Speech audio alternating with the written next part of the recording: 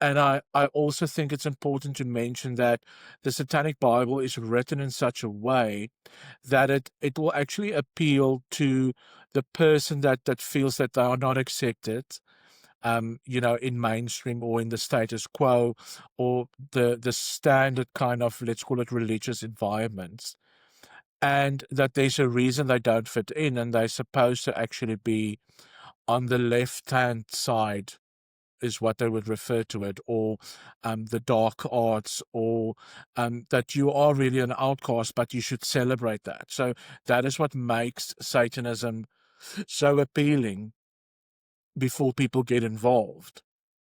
And I was initiated into Satanism almost a year later after I first was introduced to it.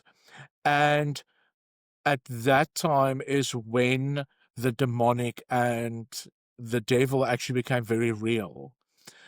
And I think it's also important to mention, because in my current ministry, we work with a lot of people who want to get out of the occult and out of Satanism, is that no person knows exactly what they're getting involved in before they get initiated into Satanism. So it's never divulged in the Satanic Bible. It's like, this is what you're going to have to actually do and endure, and the pacts and the agreements that you're constantly going to have to make with the demonic. So that is never mentioned. So it's only after people get initiated that certain things start transpiring. That becomes a reality for them. And there's so much lies and deception in that. And I think one of the biggest lies that the enemy tells people that got involved in the occult or Satanism is that you actually sold your soul to the devil, which is one of the biggest lies, because we don't own our souls to begin with. So our souls belong to God, whether you're an atheist, a Christian, follower of Christ, whatever religion. God created you. God created us all. So our souls actually belong to God to begin with. Yes. Yes. Yeah, that's so interesting. Could you give us any examples of the things that transpired that surprised you after you got into Satanism, that something that they didn't warn you about before you committed? Absolutely. So one of the things that stand out specifically is, um, a lot of people would say that there's no sacrifices required in Satanism. So, and certainly according to the dogma that's being pushed, or the way that Satanism is also discussed by people who's involved. And I was one of those people who was a spokesperson for Satanism. So it's one of the things that they would say. But the reality is that the moment that you make pacts with the demonic, blood sacrifices are required.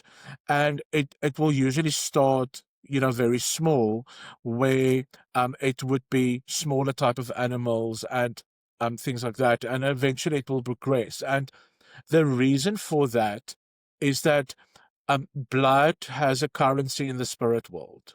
So that's the only way to really negotiate with the demonic, or to appease them, because you also get tortured and tormented by demons if you do not do that. So it's that constant thing that is required. So that is the one thing that I discovered after initiation.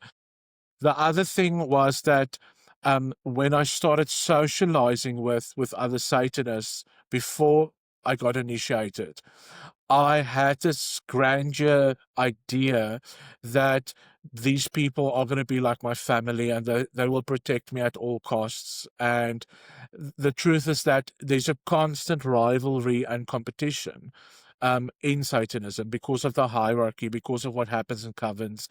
Um, People who will literally have dinner with you one night at your table at your house will betray you the next day, because of that competition, and because there's that constant, um, I want to say search, but probably hunt for power, really. So you constantly have to compete with people around you that's also involved in Satanism, when it comes to a coven, and when it comes to the bigger, like the grotto system. So there's that constant thing that's going on.